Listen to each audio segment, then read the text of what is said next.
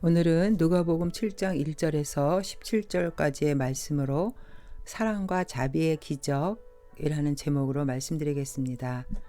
오늘 본문의 7장 1절에서부터 10절까지는 로마의 백부장, 이방인 백부장의 그 믿음에 관한 내용인데, 그의 사랑하는 종이 병들어서 그가 예수께 그 자신의 종을 고쳐달라고 간절히 간청하면서 그의 종이 병이 낫게 되는 그런 내용과 또 11절에서부터 17절까지는 나인성 과부의 그 죽은 아들을 예수님이 살려주시는 그런 두 가지 사건이 전개되고 있습니다.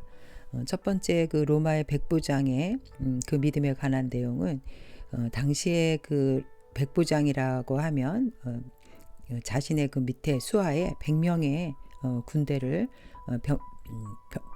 군대 100명을 거느리고 있는 그런 백부장을 얘기합니다. 사실 그 당시에 로마의 군인들은 그 이스라엘 그 나라를 점령해서 속국으로 약속 그 민족을 지배하고 있었기 때문에 유대인들을 압제하고 유대인들을 괴롭혔던 그런 사람들입니다. 그래서 유대인들에게는 로마 군사들에 대한 민족적인 그 반감을 가지고 있었죠. 그런데 이 백부장은 그러한 이스라엘 그 민족을 약소 민족을 지배하고 괴롭히는 그런 교만한 마음을 가진 자가 아니라 이렇게 약소 민족을 그 국률이 여기고 자비로운 마음을 가지고 있었던 것을 볼 수 있습니다. 여기에 3절에 보니까 예수의 소문을 듣고 유대인의 장로 몇 사람을 예수께 보내어 오셔서 그 종을 구해주시기를 청한지라. 이 백부장이 자신의 그 사랑하는 종이 병들어서 죽게 되었을 때 유대인의 장로를 통해서 예수님에게 간청하는 것입니다. 자신의 사랑하는 종을 고쳐달라고. 그러면서 그 유대인 장로들이 뭐라고 얘기를 하냐면 이에 그들이 예수께 나와 간절히 구하여 이르되 이 일을 하시는 것이 이 사람에게는 합당하나이다. 그가 우리 민족을 사랑하고 또한 우리를 위하여 회당을 지었나이다. 이 로마의 백부장이 유대인들을 위해서 회당을 지어줬다고 말하고 있습니다. 그 당시에 이 로마의 백부장은 유대 민족을 사랑해서 회당을 지어주었다. 이방인이었고 이스라엘 민족에게는 반감을 가질 수 있는 그런 로마의 그 백부장이었지만 그 약소 민족을 사랑하고 국률의 마음을 갖고 있었다는 것을 우리가 볼 수 있습니다. 그리고 그가 사랑하는 2절에 어떤 백부장의 사랑하는 종이 병들어 죽게 되었다라는 말을 통해서도 그가 그 종을 굉장히 사랑했다라는 그런 내용도 볼 수 있죠. 그리고 그는 예수님을 어떻게 소문을 통해서 예수님이 병자를 고쳐주시고 죽은 자를 살리시는 그런 기적들을 소문을 통해서 그가 알았던 것을 우리는 알 수 있습니다. 그래서 6절에 예수께서 함께 가실새 이에 그 집이 멀지 아니하여 백부장이 벗들을 보내어 이르되 주여 수고하시지 마옵소서. 내 집에 들어오심을 나는 감당하지 못하겠나이다. 자신의 집에 예수님이 들어오시는 것조차도 감당하지 못하겠다는 그런 겸손한 믿음을 보여주고 있습니다. 그리고 7절에 그러므로 내가 주께 나아가기도 감당하지 못할 줄을 알았나이다. 말씀만 하사 내 하인을 낫게 하옵소서. 예수님은 말씀으로만으로도 자신의 그 하인의 병을 고쳐줄 수 있다라는 그 확실한 믿음을 갖고 있었음을 볼 수 있습니다. 그리고 8절에 나도 남의 수하에 든 사람이요 내 아래에도 병사가 있으니 이더러 가라 하면 가고 저더러 오라 하면 오고 내 종더러 이것을 하라 하면 하나이다. 당시에 백부장이라고 하면은 굉장한 그래도 권력을 갖고 있었던 사람이었습니다. 여기서 수하에 든 사람이라는 그런 말 속에서는 자신에게 다른 사람을 통해서 권세 아래 있다. 그러니까 그 백부장에게는 황제의 권한을 위임받은 자라는 뜻입니다. 그래서 황제의 권한을 자신이 위임받았기 때문에 그 밑에 있는 병사들도 황제의 명령을 하는 것처럼 백부장이 명령했을 때 반드시 그 말에 복종을 해야 된다는 것이죠. 그래서 이제 예수님도 하나님의 아들이고 하나님의 권세를 부여받은 자로 알았다는 거예요. 그래서 예수님도 하나님의 권세를 가지고 말씀만 하시고 명령하실 때 그것이 반드시 이루어질 수 있다라는 그런 믿음을 갖고 있었습니다. 예수님만이 천지 만물의 창조주이시고 온 우주의 주권자이심. 그래서 하나님의 말씀은 능치 못함이 없다. 이렇게 예수님이 메시아라는 그 믿음을 이 백부장은 갖고 있었던 것입니다. 이처럼 이렇게 이방인 백부장이었지만 예수님을 하나님의 아들로 알고 있었고 주님의 그 말씀이 모든 것을 이루실 수 있다라는 그런 믿음을 갖고 있었을 때 예수님께서는 9절에 그를 놀랍게 여겨 돌이키사 따르는 무리에게 이르시되 내가 너희에게 이르노니 이스라엘 중에서도 이만한 믿음은 만나보지 못하였노라 하시더라. 이방인이면서도 정말 하나님에 대한 지식을 많이 갖고 있었던 유대인들보다도 더 믿음이 더 컸다라는 것을 예수님이 여기서 말씀하고 계시는 겁니다. 특히 그 약소 민족인 이스라엘에 대한 민족에 대한 그 사랑, 또 자신이 데리고 있는 종에 대한 사랑, 이 자비의 마음을 주님은 굉장히 귀하게 보셨던 것이죠. 당시의 노예라고 하면은 그저 자신의 그 사유 재산 지급을 하고 아주 천시하는 그런 노예였음에도 불구하고 이 백부장에게는 가난하고 어렵고 힘든 자들에 대한 국률한 마음이 있었다는 것입니다. 이처럼 주님은 우리 마음 가운데 약한 자에 대한 그런 자들에 대한 국률의 마음을 귀하게 보시는 거죠. 이 세상에 억압받고 가난하고 또 병으로 고통당하고 차별로 고통받는 자들에 대한 주님의 마음, 그런 국률의 마음을 우리는 가져야 될 줄로 믿습니다. 이 로마인 백부장이었지만 이 사람의 이 큰 믿음을 통해서 주님이 우리에게 주시고자 하는 것은 당시에 먼저 선민으로 택함을 받았던 이 유대인들은 오히려 예수님의 복음을 받아들이지 않고 거부했습니다. 그리고 예수님을 마침내 십자가에 못 박게 되었던 거죠. 그러나 이제는 복음이 이방인을 통해서도 온 인류에게 복음이 전해진다라는 것을 우리에게 말씀해주고 있는 것입니다. 마태복음 8장 11절에 보면은 또 너희에게 이르노니 동서로부터 많은 사람이 이르러 아브라함과 이삭과 야곱과 함께 천국에 앉으려니와 그 나라의 본 자손들은 바깥 어두운 데 쫓겨나 거기서 울며 이를 갈게 되리라. 복음을 거부하는 유대인들은 결국 주님께로부터 저주를 받게 되었던 거죠. 이제 이방인을 통해서도 세상 만민을 통해서도 이제 복음이 전파되었음을 여기서 말씀하고 있습니다.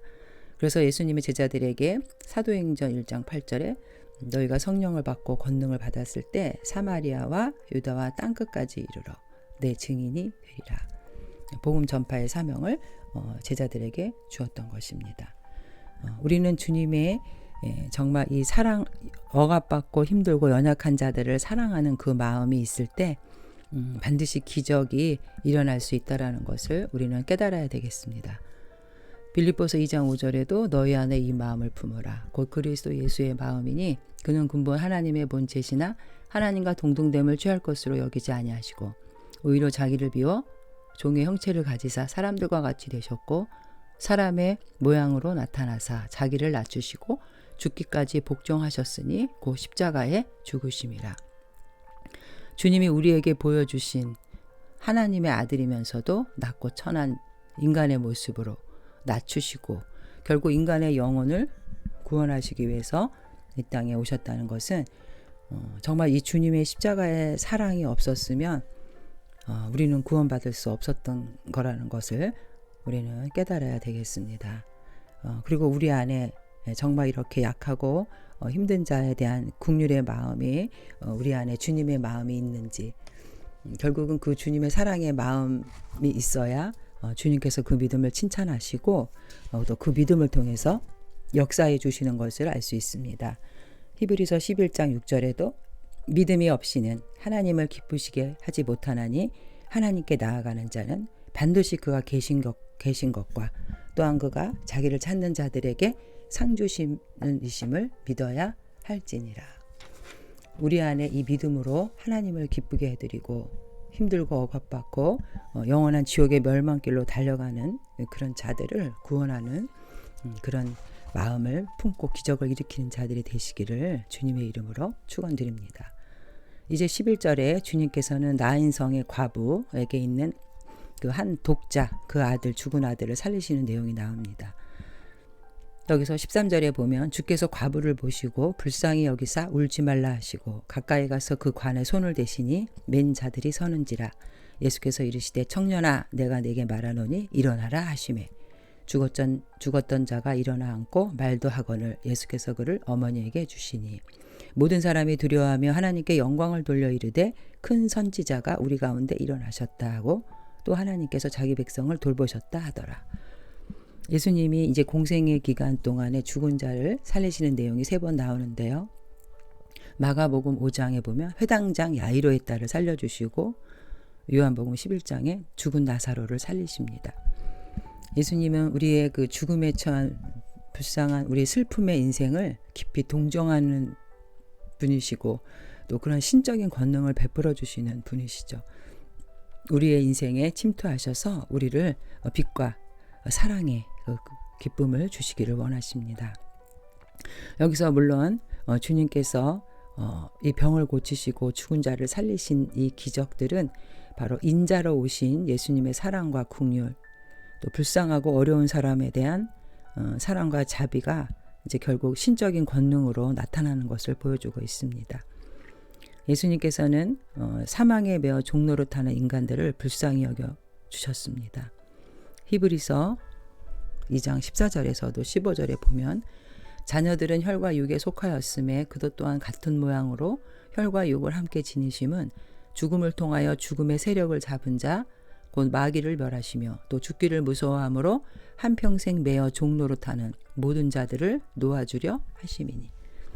주님은 이 땅에 생명의 주로 우리에게 오셨습니다. 직접 생명과 죽음을 주관하는 하나님의 아들로서 세상의 사망 권세를 깨뜨리고 우리에게 영생을 주기 위해서 오신 메시아임을 본문에서 알려주고 계시는 것입니다. 그래서 요한일서 5장 11절에도 또 증거는 이것이니 하나님이 우리에게 영생을 주신 것과 이 생명이 그의 아들 안에 있는 그것이니라. 우리가 오직 이 세상에서 영원한 생명을 얻는 것은 바로 예수님의 십자가 구원, 대속의 은혜로 우리는 구원을 얻게 되는 것입니다.